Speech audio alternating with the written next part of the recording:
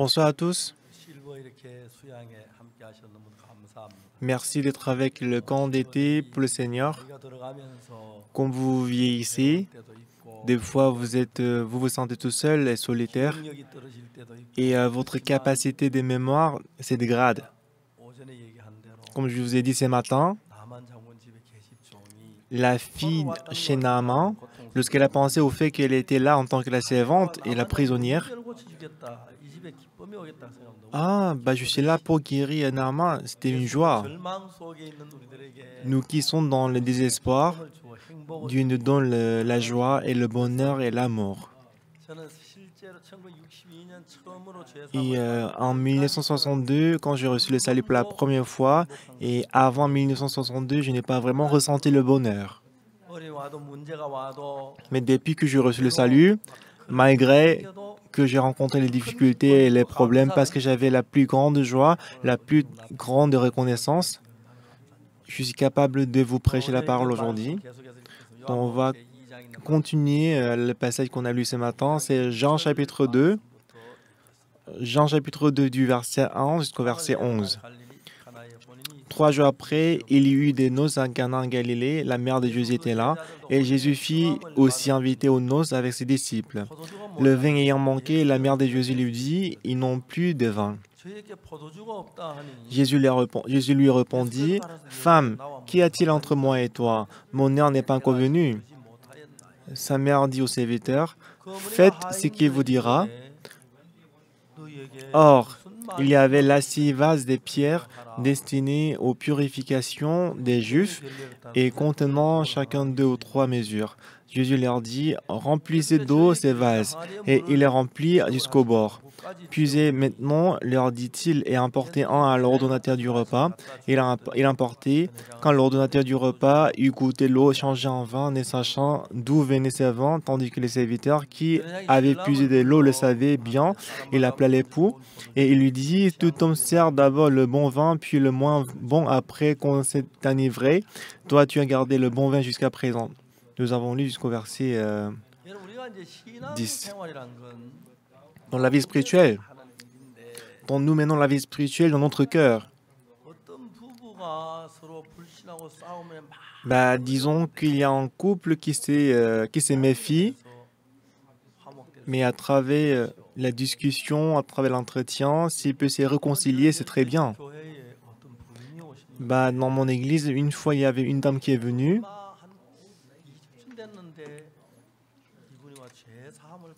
Et elle a reçu le salut. Et elle était si joyeuse.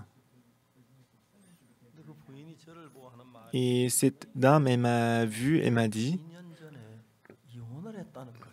pasteur, il y a 2 ans, j'ai divorcé.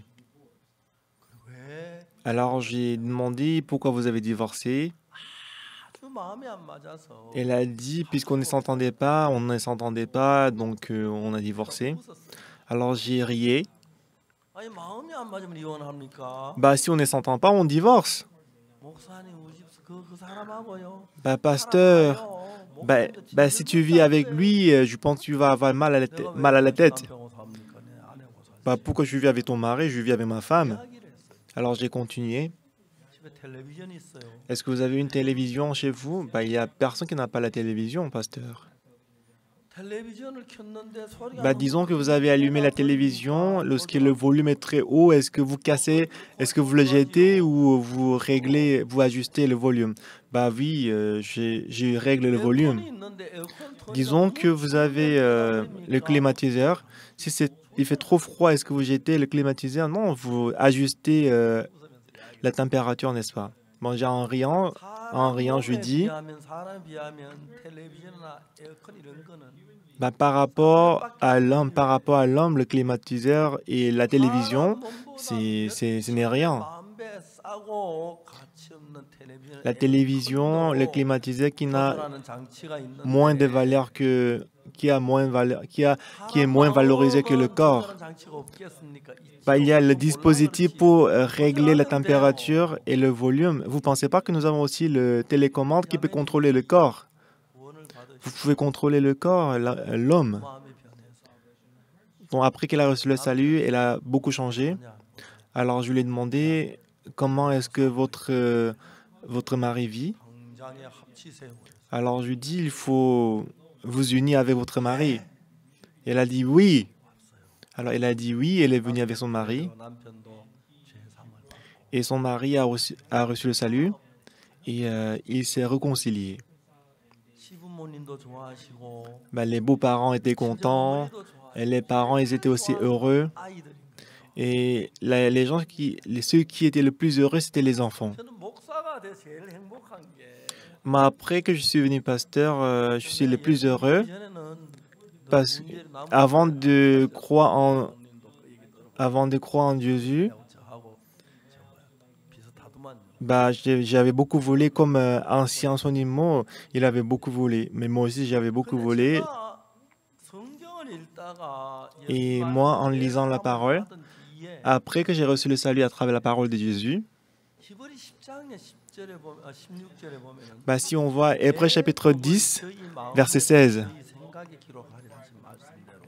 il est écrit « Je mettrai mes lois dans leur cœur et je les écrirai dans leur esprit ». Et en lisant la parole, au départ, quand je lisais la parole, c'était juste une histoire, c'était pas du tout intéressante. La raison pour laquelle la Bible n'est pas intéressante, parce que pour montrer que la vérité, on a enlevé l'émotion. Alors, en lisant, à force de lire la Bible, 1 fois, 10 fois, 20 fois la Bible, et la Bible est composée de 1800 pages. Il n'y a aucun dessin, il n'y a que les Écritures. Et pour lire entièrement la Bible, il faut 60 heures. Alors, si on lit 10 heures par jour, en 6 jours, on peut lire entièrement la Bible. En lisant la Bible continuellement,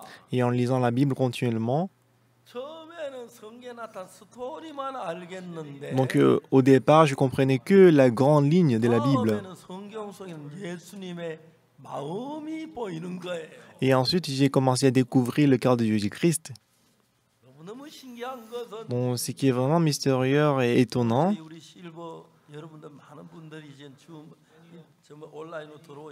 aujourd'hui, vous êtes connectés en ligne pour écouter ma parole. Qui que vous soyez, en lisant la Bible, si vous découvrez le cœur de Jésus, si vous unissez votre cœur avec le cœur de Jésus, votre cœur sera connecté au cœur de Jésus. Et ensuite, qu'est-ce qui va se passer? Le cœur va être connecté. Tout comme le téléphone, si c'est connecté, on peut s'appeler. Souvent, le téléphone est connecté à travers les les ondes. Donc, dans le portable, il y a plusieurs pièces. Dans le portable, il y a l'enceinte, il y a les micros, il y a le petit ordinateur, il y a la flash. Donc, il y a plusieurs dispositifs installés dans le portable. Et ce qui est le plus important dans le portable, c'est oscillateur.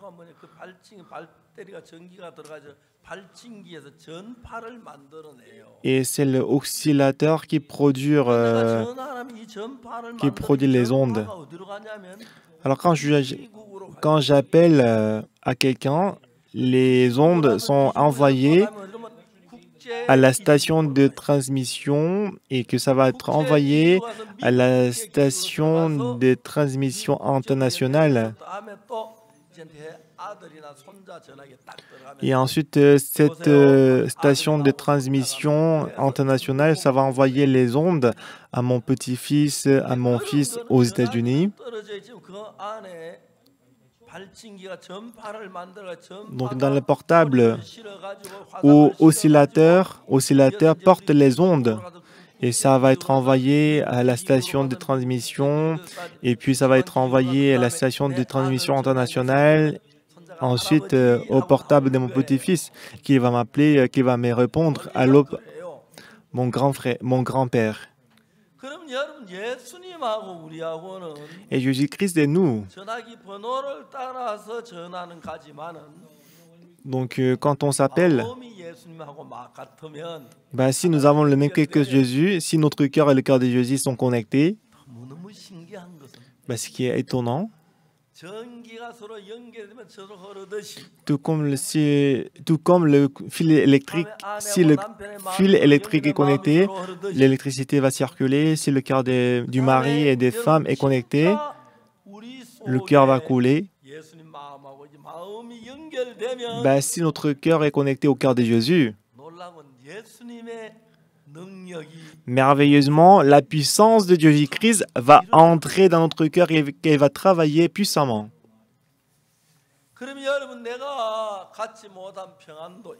Et dans le cœur de Jésus, il y a la paix que je n'ai pas, il y a la joie que je n'ai pas, il y a l'amour que je n'ai pas, il y a la sagesse que je n'ai pas.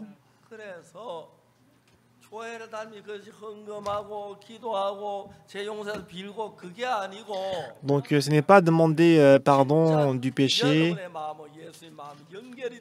Si seulement votre cœur est connecté au cœur de Jésus, tout comme le fil électrique est connecté, l'électricité va passer. Si notre cœur est connecté à Jésus, le cœur de Jésus va couler et entrer dans mon cœur.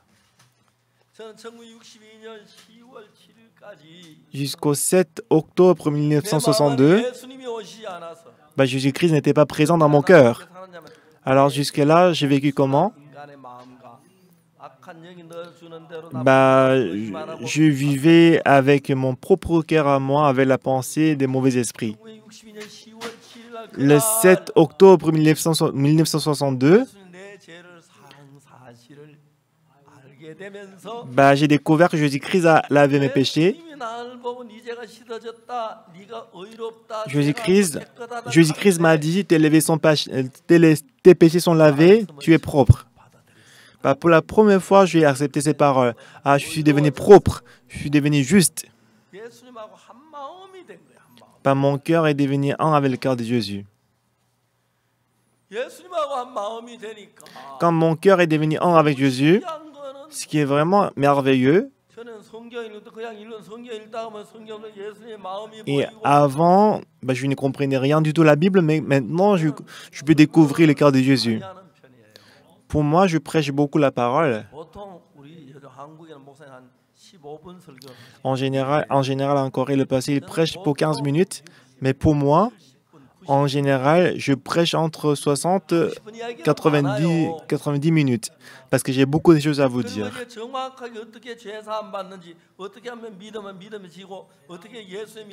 Et je vous explique comment la puissance de Jésus-Christ entre dans le cœur, comment recevoir le salut. Et quand j'explique ça, quand on accepte ça, Dieu travaille puissamment. Parce que j'en ai raconté plusieurs fois, peut-être vous avez déjà entendu. Un jour, j'étais chez moi et j'ai reçu un coup de fil dans l'après-midi. Oui, pasteur, je vous appelle de Libéria. C'était Libéria de l'Afrique qui m'a appelé. Nous avons un programme Good News Corps. Chaque année, les jeunes étudiants, ils prennent congé d'une année et ils vont à l'étranger pour faire les services bénévoles. Et les étudiants, après avoir fait les services bénévoles, surtout les étudiants qui parlent espagnol, français et anglais, ils apprennent la langue. Quand ils passent un an à l'étranger, ils parlent très couramment la langue.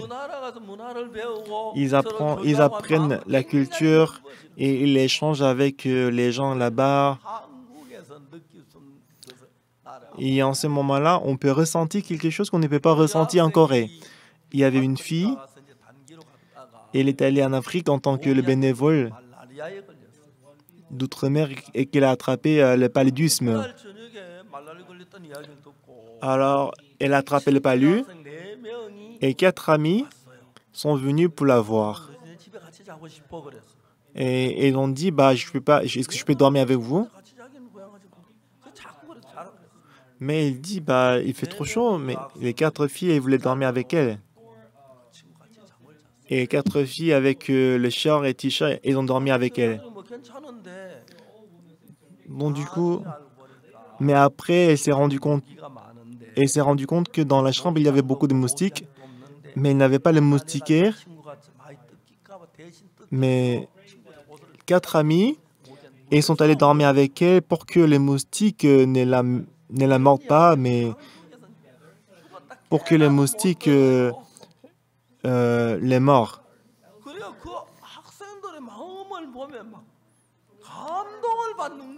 Bah, c'est quelque chose qu'on ne peut pas ressentir en Corée. Quand on découvre le cœur de ces gens-là, on est touché, on est ému.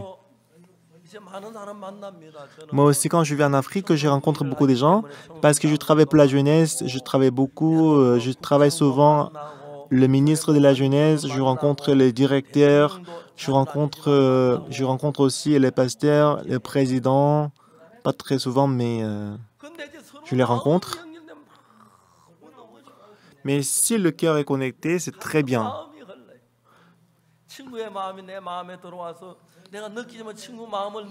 Le cœur d'ami entre dans mon cœur, je peux ressentir son cœur, et mon ami, il ressent mon cœur,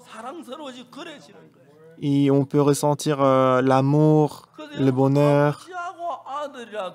Même entre le père et l'enfant, si le cœur ne coule pas, ça devient problématique. Même s'il n'est pas mes membres de famille, mais si le cœur est connecté, c'est très bien. Mais si notre cœur est connecté à Dieu, à Jésus-Christ,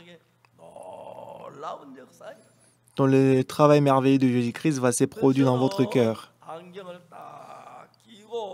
Quand je porte des lunettes, moi je lis la Bible.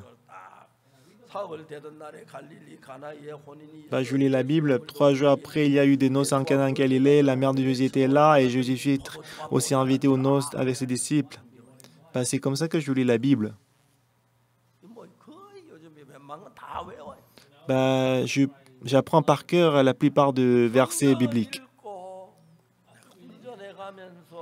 En lisant la parole, en conduisant la voiture, en marchant dans la rue, étant dans l'avion, en réfléchissant à la parole, bah, j'observe le cœur de Jésus. Et le cœur de Jésus, bah, je peux voir clairement le cœur de Jésus. Lorsque mon cœur et le cœur de Jésus sont connectés,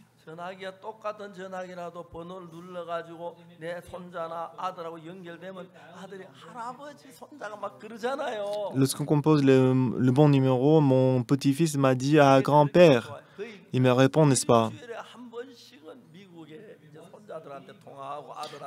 Une fois par semaine, je téléphone à mon fils, à ma fille, à mes petits-fils.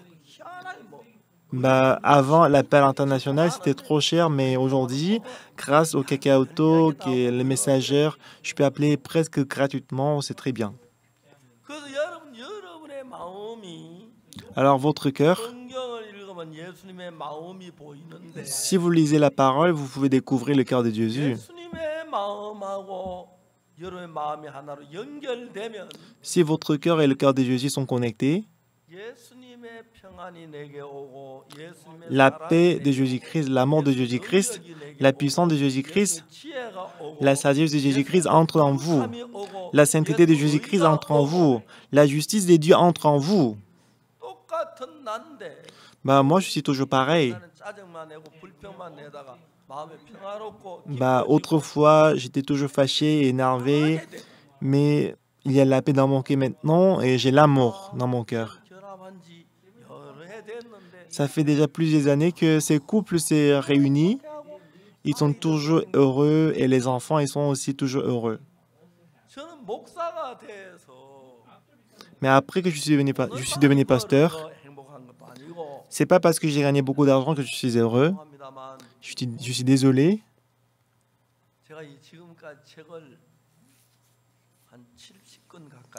Jusqu'à maintenant, j'ai écrit à peu près 70 livres. Et mes livres se vendent très bien. Et des fois, quand je donne serment comme ça, je peux publier le livre. Mais cette fois-ci aussi, je vais publier le livre. Et quand mes livres sont vendus, et les gens, après avoir lu mon livre, ils changent. Après avoir reçu le salut, lorsque leur cœur coule avec le cœur de Jésus, beaucoup de gens, j'ai vu beaucoup de gens qui étaient guéris de la maladie et le cancer, dont j'ai reçu un coup de fil de Libéria. Oui, pasteur, c'est Libéria. En pleurant, on m'a appelé. J'ai demandé, qu'est-ce qui se passe? Pasteur, Cheyoan, il est piqué par les scorpions. Tu dis quoi? Calme-toi. Pasteur, Cheyoan, il est piqué par les scorpions. Et quand il m'a expliqué, même les étudiants des États-Unis, on les a envoyés en Afrique en tant que les bénévoles d'outre-mer. Donc Cheyoan aussi, il est allé en Libéria en tant que le bénévole. Un jour, il dormait dans la nuit. Il avait l'impression que quelqu'un l'a piqué avec une aiguille. En pleine nuit, il a allumé, il n'y avait personne, il n'y avait rien du tout. Alors il s'est endormi. Lorsqu'il s'est réveillé le matin, il a dit à ses amis que hier soir, quelqu'un m'a piqué mon pied, mais j'ai rien vu. Et ses amis lui ont dit, c'est scorpion, non? Non, ne rigole pas, il n'y a pas de scorpion dans la chambre.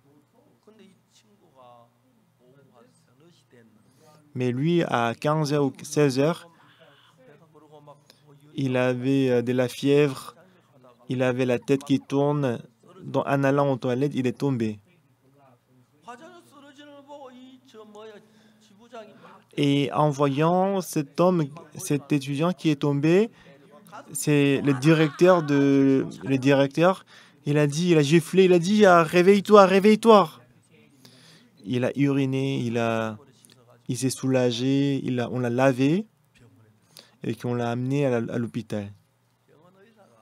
Mais le docteur de l'hôpital, il a regardé, il a dit, prends-le, parce qu'il est déjà mort. Mais aidez-nous. Non, prends-le. Mais aidez-nous, s'il vous plaît. Il est piqué par les scorpions. Mais pourquoi c'est maintenant que vous êtes venu? Même si vous le ramenez immédiatement, on n'est pas trop sûr s'il peut survivre. Déjà, le poison est répandu partout dans le corps.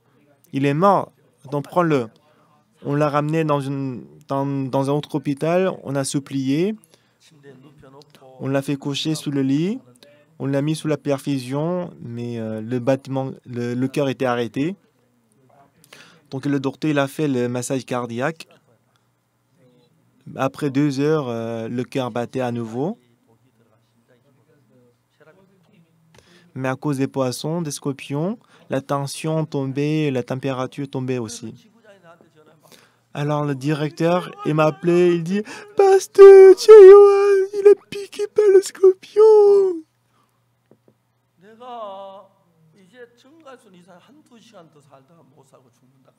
Alors le docteur a dit qu'il vivra pour 2 ou 3 heures. Même si on prend le vol direct d'ici la Corée jusqu'en Libéria, ça prend 16 heures. Même si on envoie les médicaments, le docteur, ça fait trop tard. Je n'avais pas d'autre moyen. Donc c'est sûr qu'il allait mourir. Mais dans mon cœur, la pensée entre dans mon cœur. Est-ce que je peux téléphoner Johan? Oui, pasteur. Johan, c'est pas Pâques. Prends. Donc, Johan, tu m'entends? Oui, pasteur. Il était presque à mort. Johan,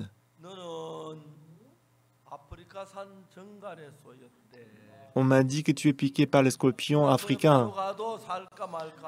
Même si on te prend immédiatement à l'hôpital, on n'est pas trop sûr si tu peux vivre. Déjà, des heures sont passées et que les poisons sont répandus partout dans ton corps.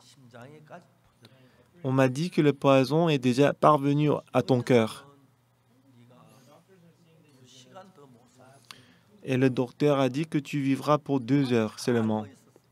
Et Johan aussi, il était au courant de ça. Mais Johan, écoutez-moi. Ce matin, moi, j'ai lu la Bible. Où est-ce que j'ai lu? J'ai lu Ésaïe chapitre 40, verset 31. Lisons tous ensemble. Est-ce que vous voyez? Lisons ensemble.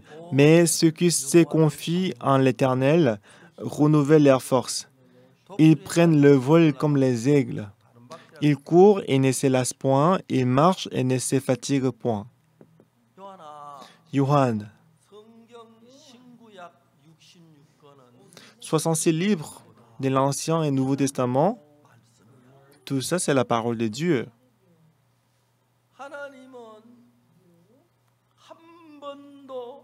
Dieu n'a jamais menti.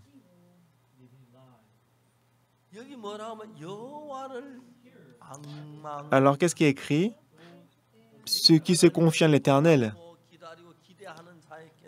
ceux qui regardent Dieu, ceux qui se confient en l'Éternel renouvellent leurs forces. Johan, tu es piqué par les scorpions. Tu es piqué par les scorpions. Et Johan, tu es en train de mourir.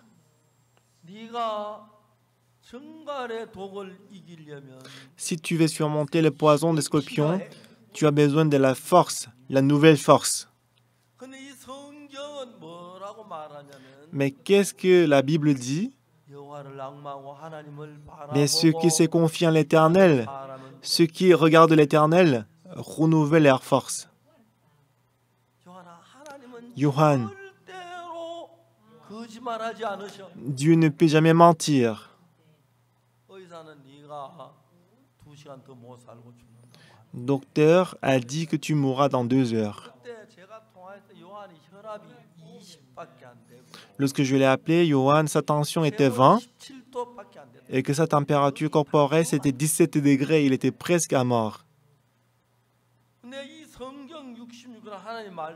Mais parce que 66 livres de la Bible, c'est la parole de Dieu. La promesse que Dieu nous a donnée, Dieu a accompli sa promesse.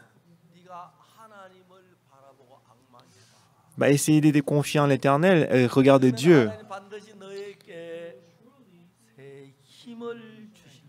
Et ceux qui se confient en l'Éternel renouvellent leur force.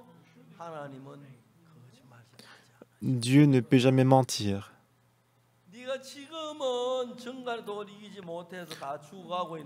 Peut-être maintenant, tu n'as pas surmonté le poison de scorpion, tu es battu par le scorpion, mais si ta force est renouvelée, tu peux surmonter les scorpions, tu peux survivre, tu peux être guéri. Et en ce moment-là, à travers l'appel international, je lui ai expliqué pendant 15 minutes. Johan, est-ce que tu as compris ce que je viens de dire?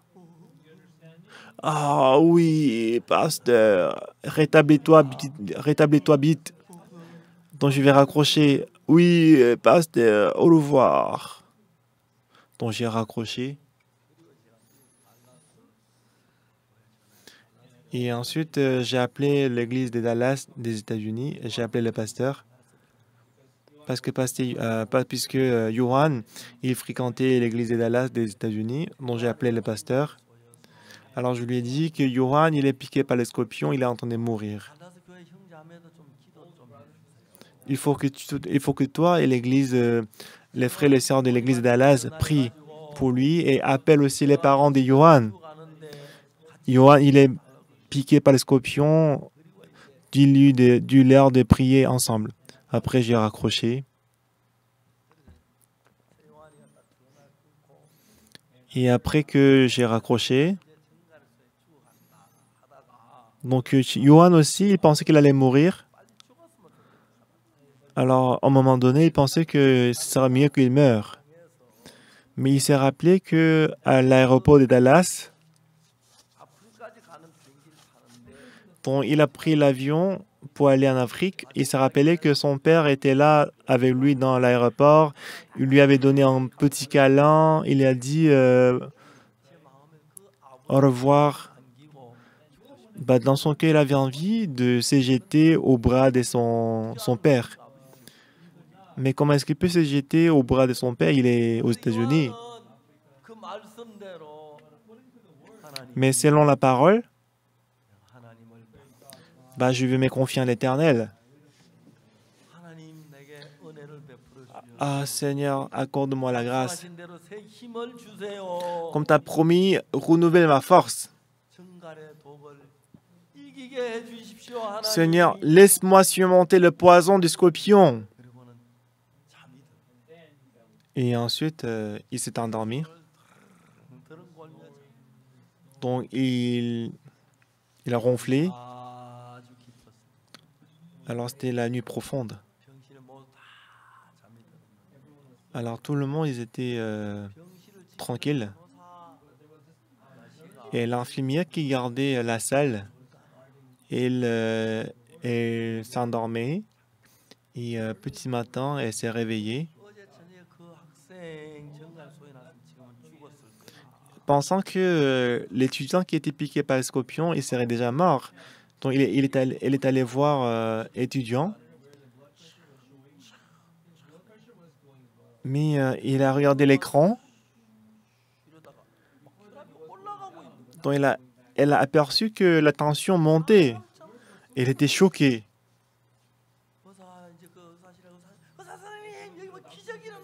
Et soudainement, elle appelait le docteur. Docteur, c'est un miracle, c'est un miracle. Lorsque le docteur est venu, il voyait que la tension montait. Ah, l'infirmière, qu'est-ce que tu as fait? Ben, je n'ai rien fait. Et le lendemain, Johan, il s'est réveillé. Ah, tu vas bien, ça va? Ben, ça va. Tu sais ce qui s'était passé hier soir? Tu as uriné, tu as fait les caca. Je t'ai lavé. Mais son pied était décomposé. C'était la première photo qu'on a prise. Et ensuite, c'était décomposé comme ça, le pied. Ça a pris 2 mois jusqu'à ce que son pied soit guéri complètement. Maintenant, il est guéri. Bah, maintenant, il est marié. Il est le père de 3 enfants. 3 enfants, ils sont tous mignons, n'est-ce pas? Bah, les enfants, ils sont trop mignons. Il est actuellement à Los Angeles. Il travaille pour IYF.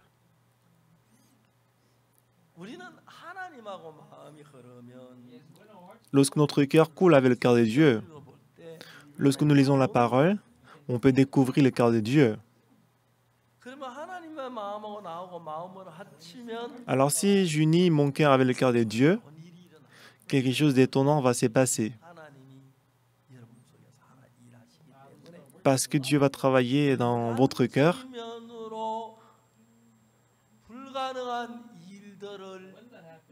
Et en ce moment-là, vous allez voir Dieu qui fait quelque chose qui est impossible à l'homme.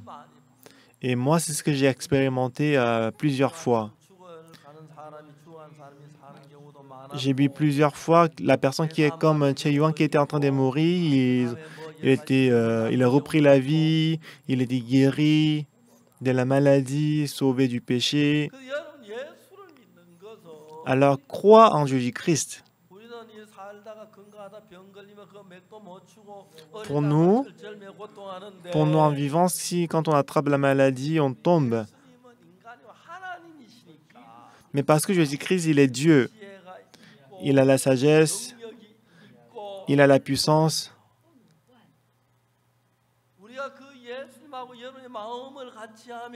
Alors si vous unissez votre cœur avec le cœur de Dieu, dans votre cœur, le cœur de Jésus va couler dans votre cœur.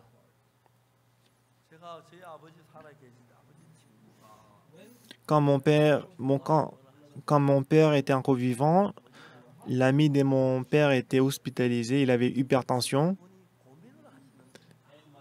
Et l'ami de mon père, il s'inquiétait.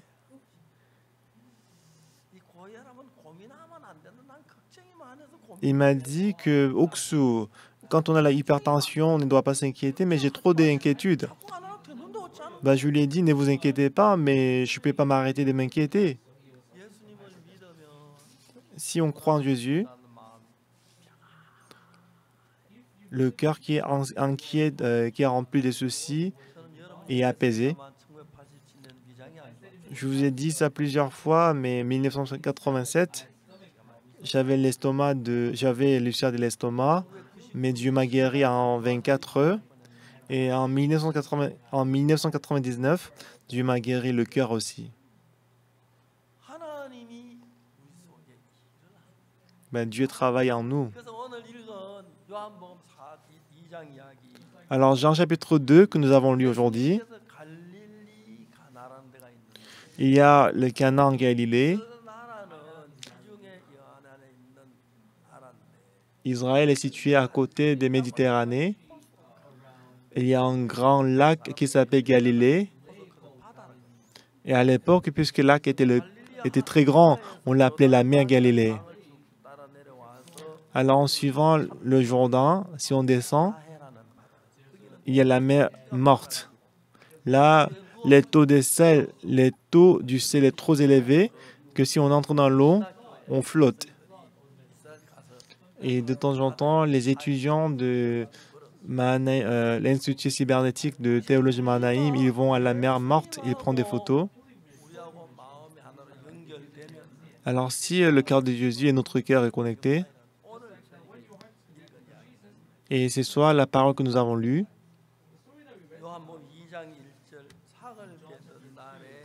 chapitre 2, verset 1, 3 jours après, il y eut des noces en Cana en Galilée. Galilée, la mer Galilée. Alors, autour de la mer Galilée, on appelle cette région Galilée. Et autour de Galilée, il y a une petite ville, Cana.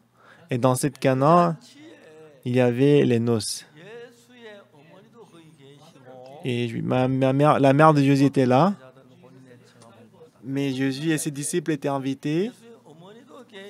Quand la mère de Jésus était là, mais comme les disciples et Jésus-Christ étaient là, alors on a l'impression que peut-être c'était le mariage de la famille de Jésus, la belle famille de Jésus. Ben voilà. Mais le problème, c'est que en Israël, l'eau n'est pas trop propre. On ne le voit pas souvent. Si vous allez en Allemagne, il y a le vin, il y a le jus, il y a de l'eau. En Allemagne, il y a beaucoup d'endroits où l'eau est plus chère que le vin et le jus.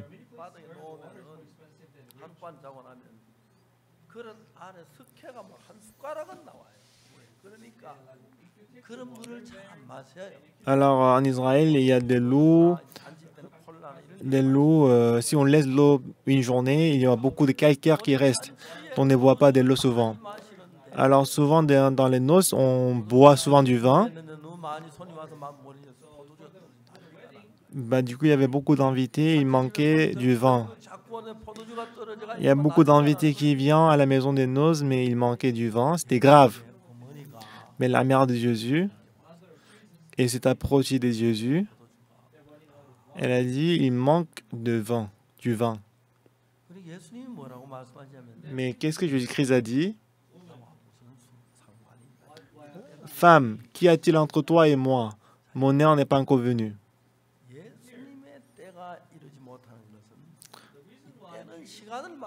L'heure de Jésus-Christ n'est pas encore venue. L'heure, ça veut dire quoi?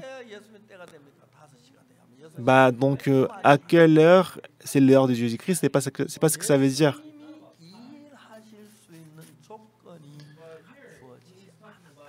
Bah, mon nerf n'est pas encore venu. Ça veut dire que la condition pour Jésus-Christ de travail n'est pas encore prête. Donc, la mère de Jésus-Christ a dit quoi au serviteur? Faites ce qu'il vous dira. Ça veut dire quoi? Quoi qu'il vous dise, quoi qu'il dise, fais-le.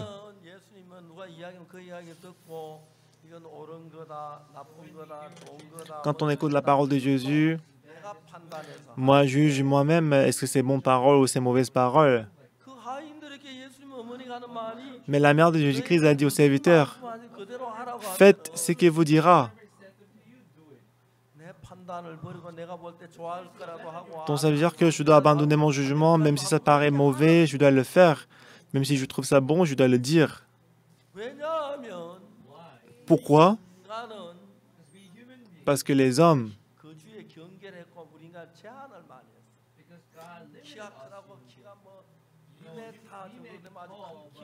si on mesure 2 mètres, on est grand de taille, mais on ne peut pas grandir jusqu'à 5 ou 10 mètres.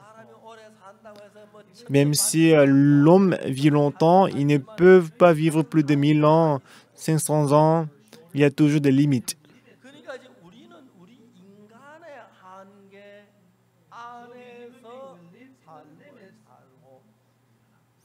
Donc, dans les limites de l'homme, nous vivons, nous menons la vie. Mais Jésus-Christ, il est le Fils de Dieu. Il est le Fils de Dieu, mais il est venu pour nous sauver. Jésus-Christ, il n'a pas la chair, il est l'Esprit. Mais il est venu dans ce monde avec la chair, comme nous.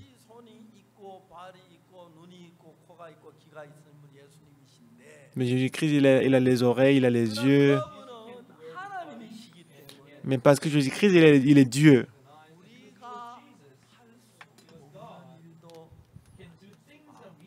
Lui, il peut faire quelque chose qu'on ne peut pas faire. Amen. Est-ce que vous êtes d'accord avec moi? Amen.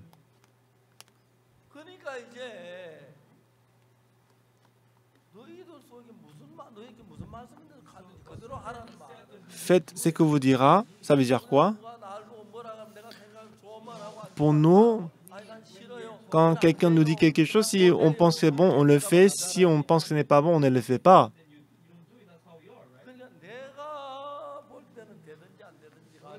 Alors, même si c'est bon ou c'est mauvais selon moi, alors si on peut faire tout ce que Jésus-Christ dit, ça va aller.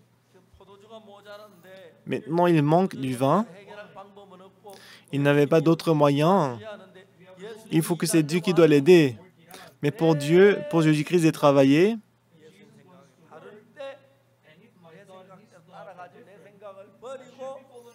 donc au lieu de suivre ma pensée, on abandonne notre pensée. Si nous suivons la parole de Jésus, Jésus-Christ, il vivra et travaillera dans votre vie et dans votre cœur. Aujourd'hui, c'est la retraite. Si je m'arrête là, je vais vous expliquer encore plus. Si Jésus-Christ travaille dans votre cœur, vous aurez la paix, vous aurez la sagesse, vous aurez la force de surmonter la tentation, vous aurez la puissance manifestée en vous. La mère de Jésus, qu'est-ce qu'elle a dit au serviteur?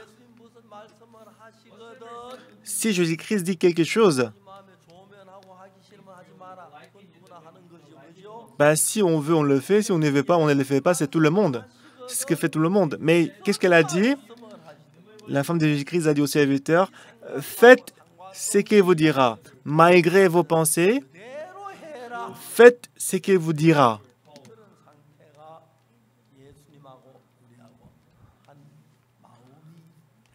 Cet état-là, ça montre que notre cœur et le cœur de Jésus-Christ, c'est un. Alors ce soir, vous avez assisté à la retraite. Je suis spécialiste dans ces domaines. Dans votre vie aussi, si Jésus-Christ entre dans votre cœur et qu'il travaille en vous,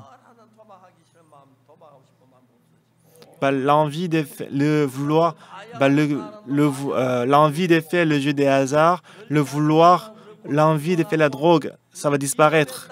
On va être guéri de la maladie et en fonction de la foi, Jésus-Christ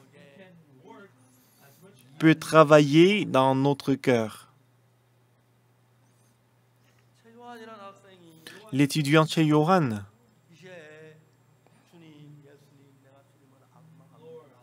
il a dit, Seigneur, je me confie en toi, protège-moi. Laisse-moi surmonter le scorpion. Il s'est endormi, il ronflait.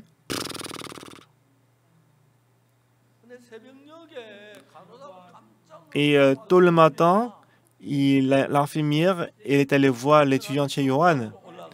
Mais il voyait que la tension retournait à l'état initial et qu'il était sauvé. Il était guéri. Alors, le matin, il s'est réveillé. Mais en ce moment-là, la personne qui était à côté a demandé, ça va? Tu vas bien? Ça va? Mais tu sais ce qui s'était passé hier? Tu as uriné, tu t'es soulagé, donc tu t'es nettoyé. Et le lendemain matin, il est venu avec le bilan de santé. Alors le docteur, il a dit, moi je ne comprends pas du tout, on n'a même pas utilisé le médicament, mais il est guéri. Je ne sais pas quel commentaire je dois écrire sur le cahier. Et moi, il a dit qu'il faut écrire que c'est Dieu qui a fait. Alors aujourd'hui, il est en bonne santé et la cicatrice qu'il avait au niveau des pieds disparaissait presque. En vivant dans ce monde, des fois on peut attraper la maladie, on peut avoir des problèmes, on peut se fâcher et on peut être triste. Cependant, si votre cœur devient un avec le cœur de Jésus, ce matin, qu'est-ce que je vous ai dit? Je vous ai parlé du général Naaman, n'est-ce pas? Il a attrapé la lèpre, mais la petite fille qui était là en tant que la prisonnière, elle a dit, si mon maître va à Samarie, il sera guéri. Quand elle a dit ça à la femme de Naaman, la femme de Naaman, au départ,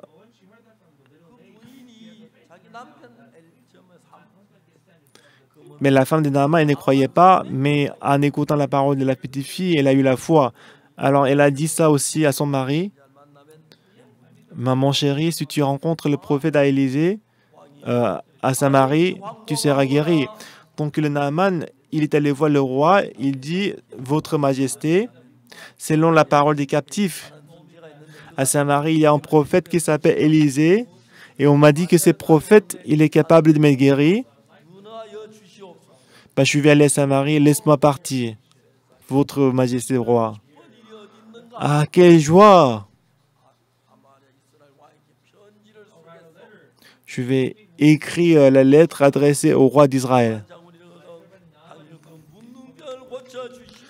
Si mon serviteur Naaman arrive chez vous, dans votre pays, guéris-le, s'il vous plaît. Mais en tout cas, après, il a rencontré le prophète Élysée. Mais le prophète Élysée a dit, Élysée a dit, lave 7 fois dans le Jourdain 7 fois. Mais Naaman, il était très fâché, il voulait rentrer, mais quand il a essayé cette fois, il était guéri complètement. Dans ma vie aussi, j'ai expérimenté Dieu plusieurs fois. Bon, si vous lisez la Bible continuellement, qu'est-ce qui va se passer? Jésus-Christ, il est capable de changer l'eau en vin. Mais le serviteur doit suivre la parole de Jésus. Si on dit « apporte-moi de l'eau », apporte-moi des seaux. Mais non, c'est pas possible. Comment est-ce qu'on peut changer l'eau en vin? Si le serviteur il est contre, il est contre, il ne peut pas voir le travail de Dieu. C'est pareil pour nous aussi. Jésus-Christ a dit de donner à l'ordonnateur du repas. Et quand il a vu ce vin, il était complètement choqué. Où est-ce que vous avez trouvé le bon vin jusqu'à maintenant?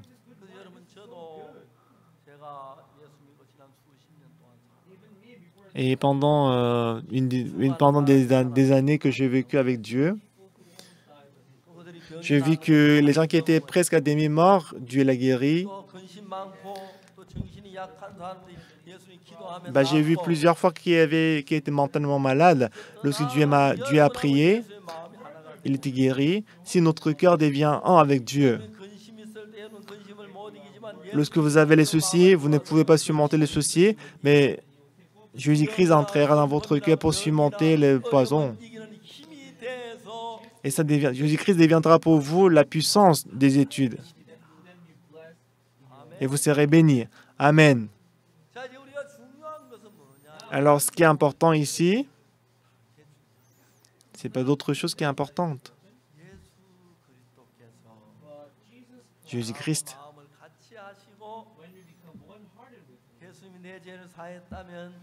Jésus-Christ. Si Jésus-Christ est avec moi, si je crois que mes péchés sont lavés, Jésus-Christ va entrer en nous. La sagesse de Jésus-Christ entrera et la paix entrera lorsque Jésus-Christ entre dans mon cœur, je deviens très brillant et que je peux mener la vie bénie. Les serviteurs, ils ne savaient pas. Mais en suivant la parole des parents,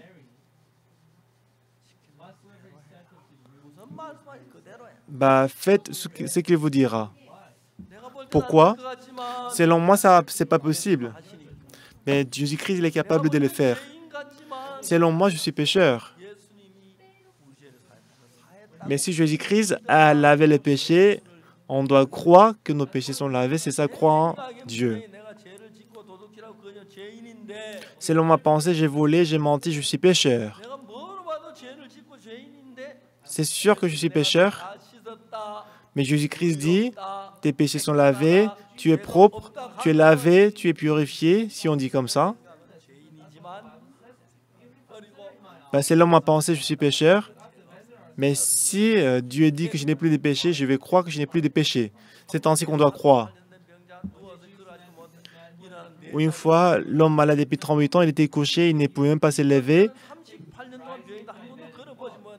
Cet homme, il était couché pendant 38 ans. Quand il avait essayé, il était tombé plusieurs fois. Mais après avoir écouté la parole de Jésus, lorsqu'il s'est réveillé, il s'est levé. Selon sa pensée, il ne pouvait pas se lever. Mais lorsqu'il a accepté la parole, il a pu se lever. Et on mène la vie heureuse. Pour un certain aveugle, Jésus-Christ a mis de la boue sur ses yeux et il lui a dit d'aller au réservoir de Siloé. Et en se lavant les yeux, il guérit. Et non seulement l'époque de Jésus-Christ, mais cette époque aussi, j'expérimente beaucoup le travail de Dieu. C'est sûr que selon ma pensée, c'est de l'eau, mais lorsque Jésus-Christ a dit de donner ça au coordonnateur, c'est devenu vin. Jésus m'a guéri aussi. Quand j'étais malade au cœur, quand mon cœur était malade, Dieu m'a guéri aussi. Et Jésus-Christ est en train de travailler merveilleusement. Alors quand on croit en Jésus,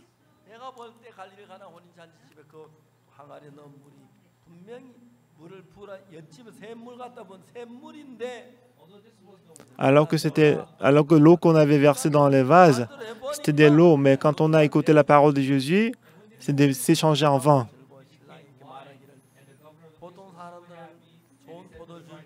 Alors, quand on a été du repas, il a dit, qu'est-ce qu'il a dit? Il a dit en général, on donne le bon vin au départ et après on donne le moins vin. Mais vous avez gardé le bon vin jusqu'à maintenant. Depuis mon enfant, j'allais à l'église et j'avais beaucoup de péchés. C'était sûr que j'étais pécheur. Mais quand j'ai regardé la Bible, c'est écrit que Jésus-Christ a lavé tous nos péchés. Si Jésus-Christ est mort sur la croix et que s'il n'a pas lavé nos péchés, ça veut dire qu'il est mort pour rien. Alors j'ai cru que Jésus-Christ a ôté mes péchés. Quand Jésus-Christ a dit qu'il a lavé les péchés et quand je croyais que mes péchés sont lavés, mon cœur et le cœur de Jésus sont devenus un. Depuis ces jours-là, Jésus-Christ est entré dans mon cœur et que la sagesse que je n'avais pas avant, c'est entrée en moi. La paix est entrée en moi et la joie que je n'avais pas est entrée dans mon cœur. Alors, à travers la Bible,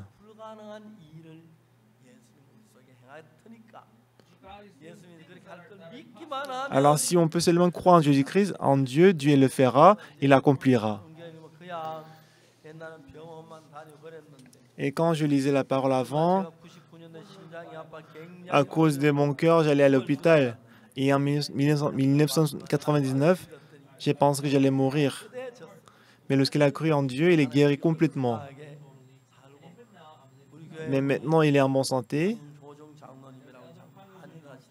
Et dans notre église, il y a un ancien roi, il est le docteur oriental. Et il a diagnostiqué mon cœur, il a dit que mon cœur est le meilleur.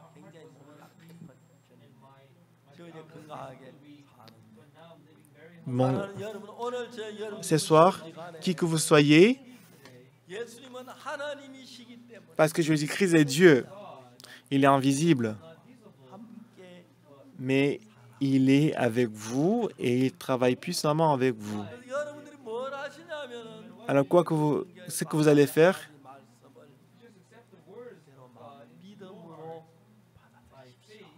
donc acceptez la parole, toutes les paroles de la Bible par la foi. Et cette parole travaillera en vous.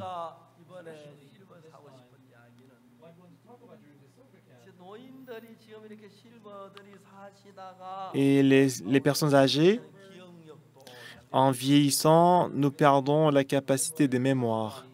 On a mal au dos, on n'a plus de force. C'est le symptôme de vieillissement. Cependant, si Jésus-Christ est là, Dieu nous aide. On doit croire en Jésus-Christ. Croire en Jésus-Christ, ce n'est pas justement aller à l'église et prier. Mais dans la Bible, Jésus-Christ a demandé de remplir des vases vides. Selon moi, c'était sûr que c'était du vin. Mais lorsqu'on a donné ça au coordonnateur du repas, c'est changé en vin. Même si c'est différent de ma pensée,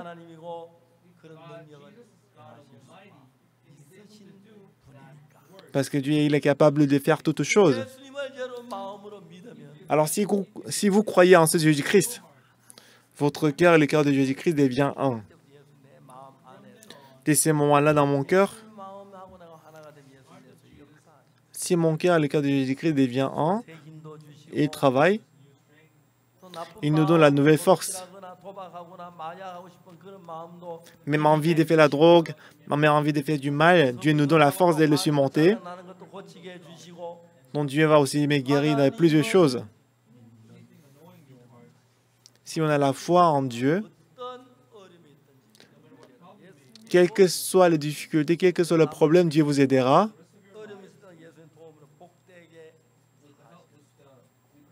Donc on peut vivre dans la bénédiction. Si on meurt, il nous a promis que même si on meurt, on va aller au royaume de Dieu. Alors pour quelques histoires, ça me va très bien, alors que quelques paroles, ça ne me va pas. Un jour, Jésus-Christ a rencontré la femme samaritaine. Jésus l'a rencontré autour des puits. Jésus-Christ a dit, celui qui boit cette eau, il aura soif. Mais l'eau que je donnerai, il n'aura plus de soif. Bah, où est-ce qu'on peut trouver cette eau? Ça n'a pas de sens, c'est ridicule. Mais elle a fait quoi? Bah, même si je pense comme ça, mais il est Jésus-Christ, il est différent. Il a dit, donne-moi cette eau, pour que je n'ai plus soif.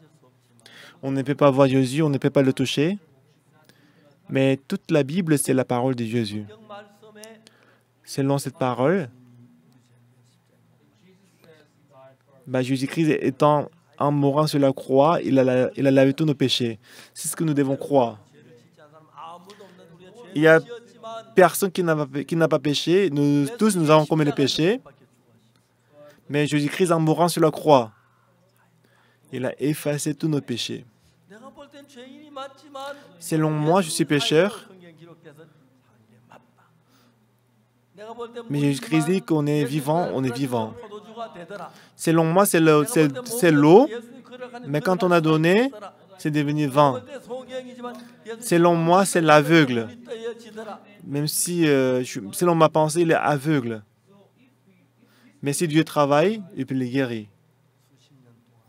Pendant les dernières années, Jésus-Christ est venu.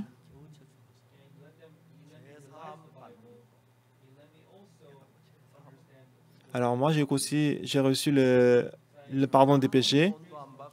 Jésus-Christ n'a pas reçu d'argent. Il n'a pas demandé, selon la parole de Dieu, il nous a aimés. Il nous a fait mourir. Et normalement, c'est nous qui devons recevoir toutes les punitions. Mais Dieu n'a rien laissé. Il les a tout lavés et qu'il était puni. Même si j'ai le mémoire, j'ai le souvenir que j'ai commis le péché, mais même ces péchés s'est lavé sur la croix. Alors si on unit notre cœur, si Jésus-Christ apparaît dans votre vie, ce sera très bon. Donc le cœur deviendra joyeux. Et au moment où vous allez quitter le monde, au moment où vous allez au ciel, bah, tant que vous êtes dans ce monde, Dieu vous aidera et il vous donnera la bonne santé. Ça, c'est ça, croire en Jésus-Christ. Ayez la foi en Jésus. J'espère que vous allez vivre pour la vie qui reste. Moi, en 1962, j'ai cru en Jésus, j'ai reçu le pardon des péchés. Au monde entier, je prêche cet évangile et beaucoup de gens ont reçu le salut. Ils sont tous joyeux. Dieu m'a donné la bonne santé, Dieu m'a donné l'occasion de servir Dieu. J'espère que vous tous, que la grande grâce de Dieu et la bénédiction soient avec vous. Prions.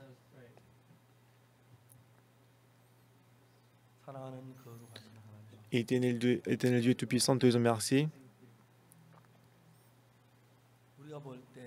Selon nous, à Cana en Galilée, il manquait du vin.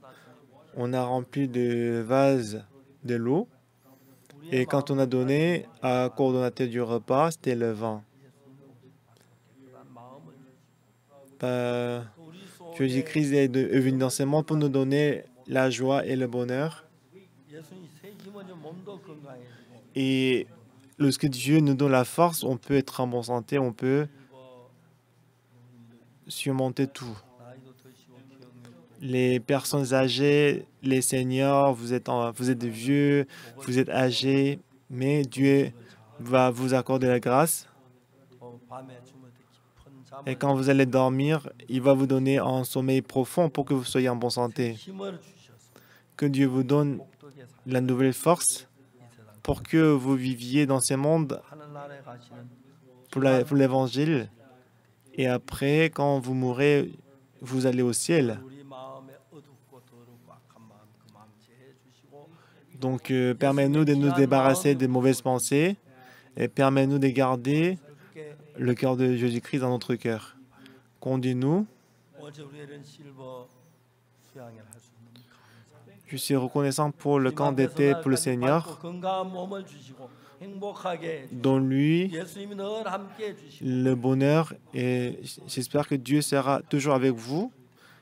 Merci Seigneur. J'ai prié au nom de Jésus-Christ. Amen. Merci beaucoup.